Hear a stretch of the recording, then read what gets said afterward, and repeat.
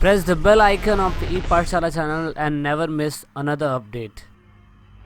विजय है और दोस्तों बहुत बहुत स्वागत है आपका हमारे now we are back with E Pathshala channel and this is your Vijay है, this is your teacher Vijay है। और दोस्तों आप सेकंड बुक स्टार्ट करने जा रहे हैं इंडियन एंड इकोनॉमिक, जो पूरी तरीके से ज्योग्राफी की सेकंड बुक है। इसमें आप पहला chapter distribution, density, growth, population के बारे में जानेंगे। ये चैप्टर पहला है, वीडियो का पहला पार्ट है और आपको पता है कि एनसीईआरटी की 2 बुक है and you know about that. NCERT की 2 बुक है। इससे पहले हमने फंडामेंटल ऑफ ह्यूमन ज्योग्राफी के ऊपर सारे के सारे वीडियोस बना चुके हैं। इट मींस सारे कंप्लीट चैप्टर आपको हमारे इस वीडियो की डिस्क्रिप्शन में मिल जाएगा, लिंक उसका, और आप वहाँ से भी देख सकते हैं या तो आप प्लेलिस्ट पे जाके भी आप आसानी से इसे ढूंढ सकते हैं। And then today we gonna start this book also. इसका बुक का नाम है इंडियन पीपल एंड इकोनॉमिक, यानी कि भारतीय लोग और अर्थव्यवस्था। ठीक है, तो उसका पहला चैप्टर था पॉपुलेशन, उसके बाद डिस्ट्रीब्यूशन, डेंसिटी एंड कॉम्पोजिशन। तो आपको ये अच्छी तरीके से पता है कि इससे पहले हमने जो फंडामेंटल ह्यूमन ज्योग्राफी करा था उसे हम पूरी तरीके से ह्यूमन स्टडी के बारे में पढ़ रहे थे और ऐसी सारी एक्टिविटी के ऊपर फोकस कर रहे थे जो ह्यूमन से रिलेटेड है। So now this book is totally contained with Indian economic. तो आपको नाम से ही पता चल रहा होगा कि इंडियन पीपल एंड इकोनॉमिक के बारे में है। तो यानी कि जो भी इंडियन लोग हैं उसका अर्थव्यवस्था से, इकोनॉमिक से क्या लेना देना है या कैसा उसका रिलेशन है वो आपको देखने को मिलेगा। तो बहुत ध्यान से देखिएगा चैप्टर को। अब क्योंकि चैप्टर हमारा पॉपुलेशन है यानी कि जनसंख्या है, तो सिंपल सी बात है भाई, लोग, पीपल वेरी इंपॉर्टेंट कॉम्पोनेंट होंगे किसी भी कंट्री के लिए। आप सभी को पता है कि किसी भी कंट्री के लिए वहाँ के जो लोग होते हैं वो बहुत ही टाइप से हमारे ग्लोबली या हम बोल सकते हैं नेशनली बहुत टाइप के रोल निभाने की कोशिश करते हैं। तो आप सभी को पता है कि डेमोग्राफिक करेक्टरिस्टिक्स, मतलब अगर किसी भी पॉपुलेशन के बारे में जानना है तो हमें उसके जेंडर के बारे में, एजुकेशन के बारे में, ऑक्यूपेशनल स्ट्रक्चर है, इनकम है, एज है, ये सब और इससे रिलेटेड और भी इंफॉर्मेशन इकट्ठा करनी पड़ती है क्योंकि लोगों के बारे में हमें जानना ज़रूरी है। ऐसा इसलिए होता है ताकि सरकार जो होते हैं वो सारी की सारी योजनाएं जो अपने थ्रू चलाने की कोशिश करती है वो उससे होने वाले यूटिलाइजेशन जो होते हैं जनता उसे आसानी से प्राप्त कर सके। इसीलिए ये सारी की सारी चीज़ों को कैलकुलेट करना बहुत ज़्यादा ज़रूरी होता है। So if we talk about top 10 countries by population, तो आप देखेंगे कि भाई चाइना जो है कितने पॉपुलेशन है इसकी लगभग, और 18% ऑफ वर्ल्ड क्या कहते हैं आपकी कंट्रीब्यूशन देता है टोटल पॉपुलेशन में। एंड देन हम इंडिया है। ऐसा ये कहा जाता है कि आने वाले कुछ सालों के बाद हम चाइना को भी पॉपुलेशन में क्रॉस कर देंगे और हम पूरे यूनिवर्स की सबसे पॉपुलेटेड कंट्री में से आएंगे। तो दोस्तों आपको सभी को पता है कि जनसंख्या यानी कि पॉपुलेशन बहुत ही इम्पोर्टेंट फैक्टर निभाती है। तो अब क्योंकि इससे पहले हमने वर्ल्ड पॉपुलेशन के ऊपर फोकस किया था और अब हम पूरी तरीके से इंडियन पॉपुलेशन के ऊपर फोकस करने की कोशिश करेंगे और इस चैप्टर में पूरी तरीके से आपको उनकी डेंसिटी के बारे में, पॉपुलेशन की ग्रोथ के बारे में और पॉपुलेशन की डिस्ट्रीब्यूशन के बारे में पता चलेगा। ठीक है, सो अब जैसे कि आप सभी को दिखाई दे रहा होगा, ये यहाँ पे आपको मैप दिख रहा है और लिखा हुआ है distribution of population 2011। I hope आप सभी को पता होगा कि हमारे सेंसस जो होते हैं हर 10 साल के अंदर रिकॉर्ड होते हैं। तो ये जो भी क्या कहते हैं आपको अभी तक रिकॉर्ड मिलेंगे वो सारे के सारे 2011 के ही रिकॉर्ड आपको आपकी बुक के अंदर बिल्कुल न्यू रिकॉर्ड देखने को मिलेंगे। ठीक है, अभी 2021 की जब नई बुक प्रिंट होगी तो उसके अंदर बहुत सारे डेटा बदल जाएंगे, लेकिन ये डेटा बिल्कुल फैक्ट नहीं होते हैं, ये समय समय पे बदलते रहते हैं। ठीक है, तो यहाँ पे डिस्ट्रीब्यूशन ऑफ पॉपुलेशन यानी कि जनसंख्या आप देखेंगे कहीं पर बहुत ज़्यादा है, जैसे आप इधर देख सकते हैं, इधर इलाकों में कितनी ज़्यादा दिखाई दे रही है हमें, और कहीं पे बहुत ज़्यादा कम पॉपुलेशन डेंसिटी है, पॉपुलेशन डिस्ट्रीब्यूशन है। ऐसा इसलिए क्योंकि इसके बहुत सारे कारण हो सकते हैं। ठीक है, I hope you got some point.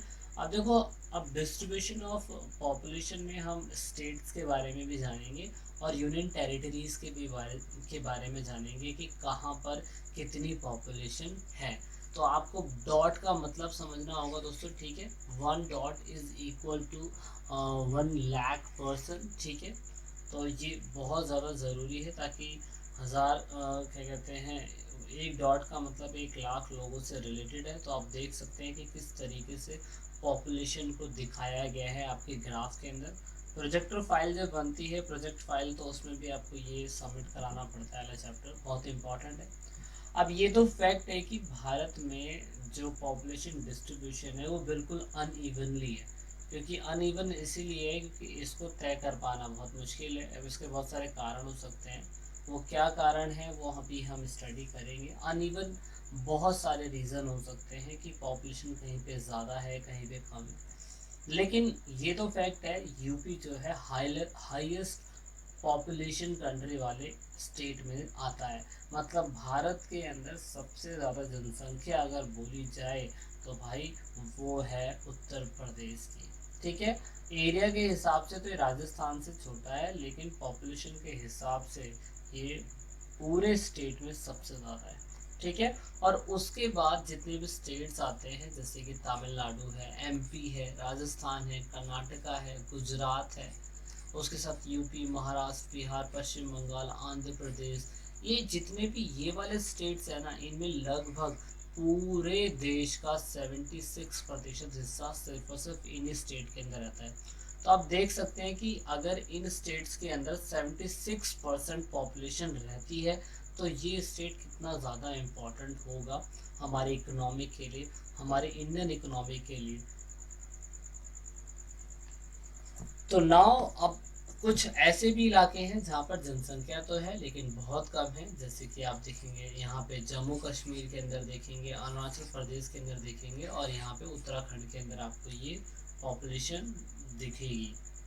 अब यहाँ पे क्यों कम है और यहाँ पे क्यों ज़्यादा है वो भी हम डिस्कशन करेंगे, लेकिन आपको ये जानना ज़रूरी है।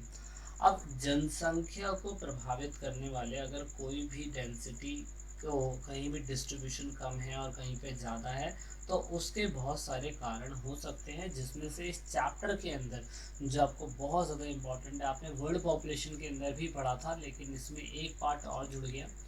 नंबर 1, जनसंख्या को इफेक्ट करने वाले या डिस्ट्रीब्यूशन को इफेक्ट करने वाले फैक्टर जो होते हैं, number 1 geographical factor, number 2 economic, number 3 social and cultural factor, और उसके बाद नंबर 4 हिस्टोरिकल फैक्टर्स। तो ये सारे के सारे वो फैक्टर्स हैं जो पूरी तरीके से किसी भी स्टेट या किसी भी नेशन में जनसंख्या को इफेक्ट करने वाले, उनके डिस्ट्रीब्यूशन को इफेक्ट करने वाले कारणों में से एक होते हैं। जैसे सबसे पहले जोग्राफिकल, जिसपे किसी भी इंसान का कुछ क्या कहते हैं बस चलता ही नहीं है, क्योंकि देखो अवेलेबल ऑफ वाटर आप हर जगह नहीं कर सकते। ये मैं बोल सकता हूँ कि नेचर ने बनाया है। कहीं पर आपको पानी बहुत ज़्यादा मिलेगा और जहाँ पर पानी ज़्यादा होगा वहाँ पे इंडस्ट्रीज़ होगी, एग्रीकल्चर होगा, और वहाँ पे डोमेस्टिक वर्क बहुत ज़्यादा हो सकता है। दूसरा फैक्टर जोग्राफिकल में आता है लैंड फॉर्म। लैंड फॉर्म आप देखेंगे कि ज़्यादा ठंडा और ज़्यादा गर्म ऐसा इलाका लोगों के लिए रहने के लिए सूटेबल नहीं होता, इसलिए वो ज़्यादातर लैंड फॉर्म में आप देखेंगे कि प्लेन इलाके में ज़्यादा रहना पसंद करेंगे लोग। माउंटेन में, रिवर्स के पास, पॉन्ड के अंदर, ओशन के पास, कोस्टल लाइन के पास, डेजर्ट में, इन इलाकों में ज़्यादा नहीं रहते हैं लोग प्लेन इलाकों में ज़्यादा रहना पसंद करते हैं क्योंकि वहाँ पे एग्रीकल्चर बहुत आसानी से हो जाता है।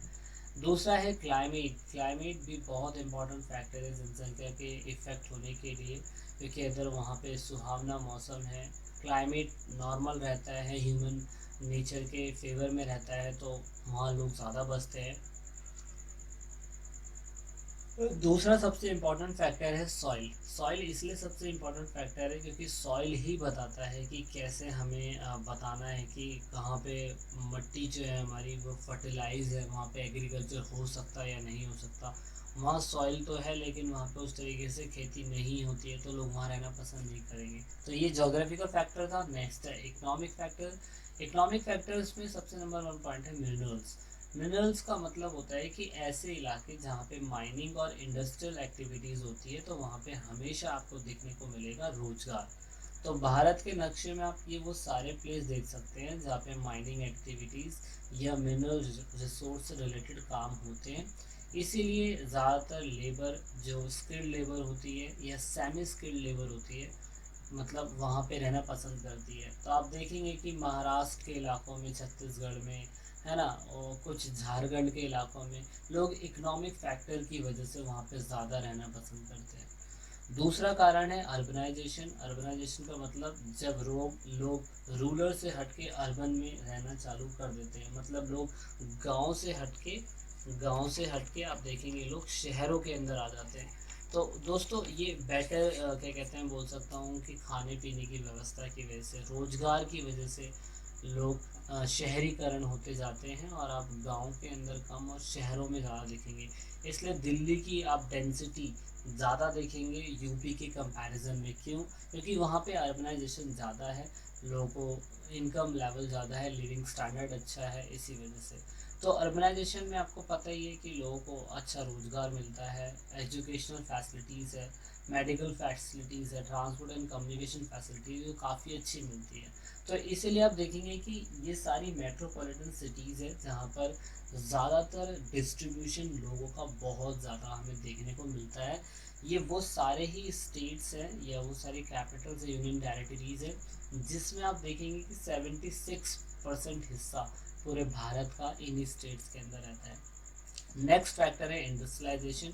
इंडस्ट्रियलाइजेशन में होता क्या है कि लोगों को इंडस्ट्रीज़ की वजह से रोज़गार अच्छा मिलता है, इसलिए लोग बड़ी संख्या में उन इलाकों के अंदर माइग्रेट हो जाते हैं जहाँ पर उन्हें जॉब मिलती है। दूसरा social factor, social and cultural factor. तो कल्चरल फैक्टर के अंदर रिलीजियस फैक्टर बहुत इंपॉर्टेंट है। आप देखेंगे वैष्णो देवी और हरिद्वार, हर की पौड़ी जैसे प्लेसेस, और उसके बाद बहुत से ऐसे रिलीजियस प्लेसेस है जहाँ पे लोग रहना पसंद करेंगे, चाहे वहाँ पे कैसा भी क्लाइमेट फैक्टर क्यों ना हो। तो ये एक रिलीजियस फैक्टर है, इसलिए लोग यहाँ रहेंगे। दूसरा सोशल एंड पॉलिटिकल अनरेस्ट। अगर आप देखेंगे कि आपके इलाकों के अंदर कहीं ना कहीं राजनीतिक अशांति है, जैसे कि मान लीजिए कि वहाँ पर बॉर्डर के अंदर टेररिज्म एक्टिविटीज़ होती रहती है और उसके साथ साथ वहाँ पर गवर्नमेंट पॉलिसीज़ ठीक नहीं है, तो लोग वहाँ से माइग्रेट होना पसंद करते हैं, लोग वहाँ पे नहीं रहते हैं। ऐसे इसलिए होता है कि लोग वहाँ इसलिए रहना पसंद नहीं करेंगे क्योंकि लोगों को ये समझ में बिल्कुल आता है कि वो नॉर्मल लाइफ जीने के लिए वो शांति चाहते हैं, इसीलिए लोग वहीं पे रहना पसंद करेंगे।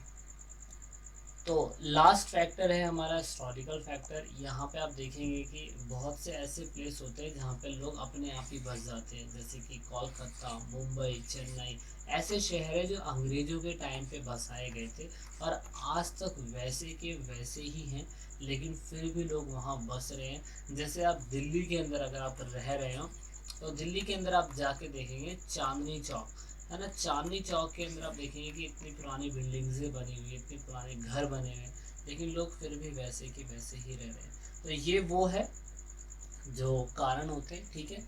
सो नेक्स्ट पार्ट है हमारा डेंसिटी ऑफ पॉपुलेशन। डेंसिटी कैसे नापते हैं आप सभी को अच्छी तरीके से पता है। डेंसिटी का मतलब होता है किसी भी एक पर्टिकुलर प्लेस की टोटल पॉपुलेशन, और वहाँ के एरिया को डिवाइड कर दोगे तो आपको वहाँ की डेंसिटी पता चल जाएगी।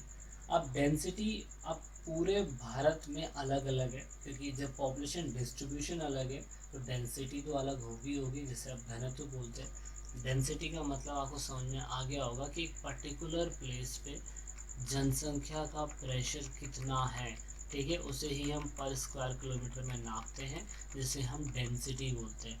एक प्लेस जहाँ पर उसी सेम प्लेस में बहुत सारे लोग रहते हैं, और ऐसा दूसरा प्लेस जहाँ पर उसी सेम एरिया के अंदर ज़्यादा लोग नहीं रहते, तो उसे नापा जाता है इस फॉर्मूले से जो भी आपने देखा।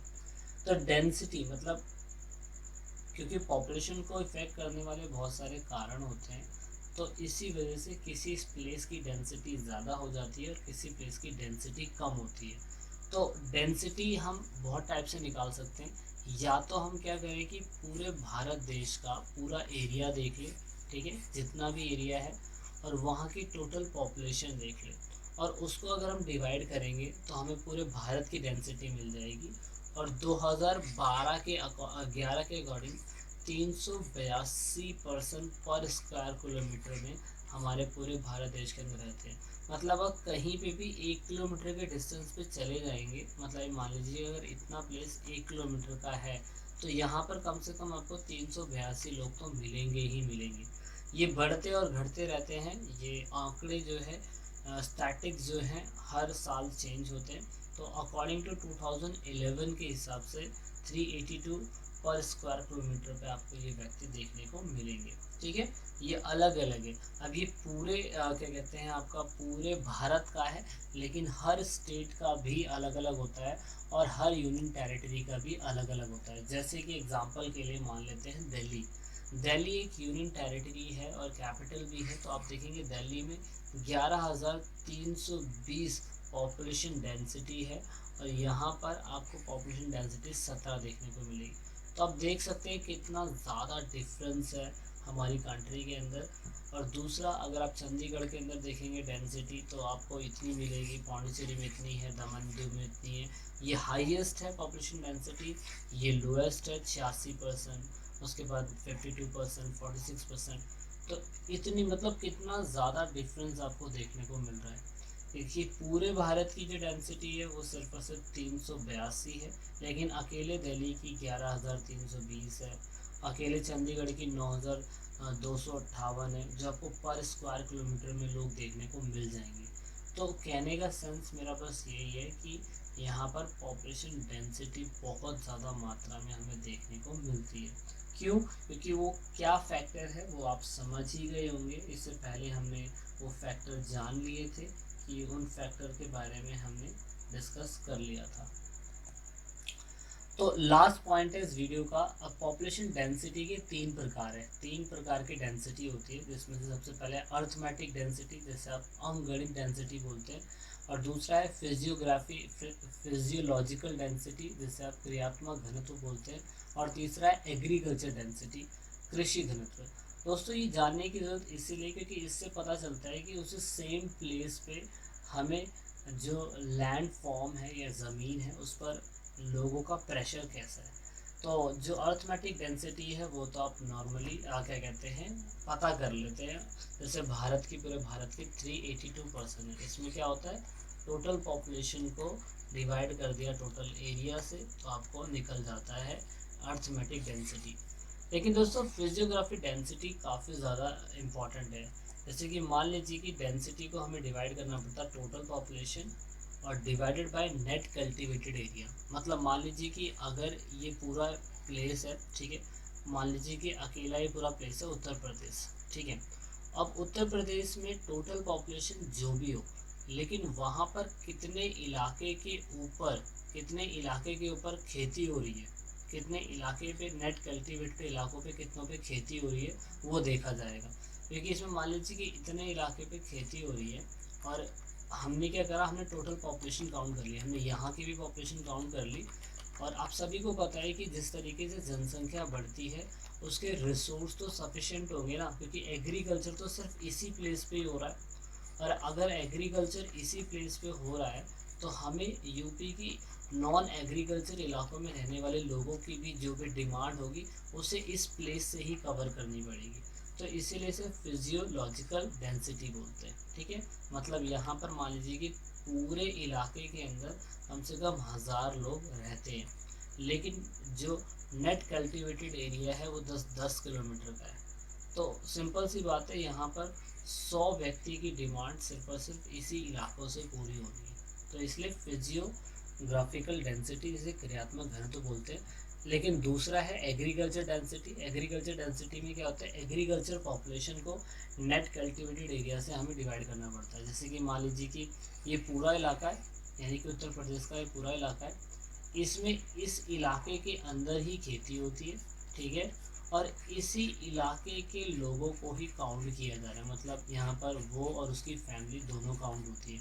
मतलब इस इलाके के अंदर, सिर्फ इसी इलाके के अंदर जितनी भी फैमिली रहती है, मान लीजिए कि 100 परिवार रहते हैं और ये इलाका 10 किलोमीटर का है, तो यहाँ पर आपको बहुत आसानी से लोगों को खाने पीने के लिए यहाँ से मिल जाएगा। तो ये डिफरेंस इसलिए किताब के अंदर बताया हुआ है कि जिस तरीके से पॉपुलेशन ग्रोथ हो रही है, उस तरीके से जो फिजियोलॉजिकल डेंसिटी है ना, उसका कहीं ना कहीं खाने पीने पे इफ़ेक्ट पड़ता है, क्योंकि रिसोर्स लिमिटेड है और जनसंख्या बढ़ती जा रही है। तो हमें तो सिर्फ और सिर्फ जहाँ से रिसोर्स मिल रहा है उसी से ही हमें सबकी डिमांड पूरी करनी है। ठीक है, so I hope you clear this point and this is it in this part, and let's meet in second part of this chapter, and this is so important part, so let's meet in second part.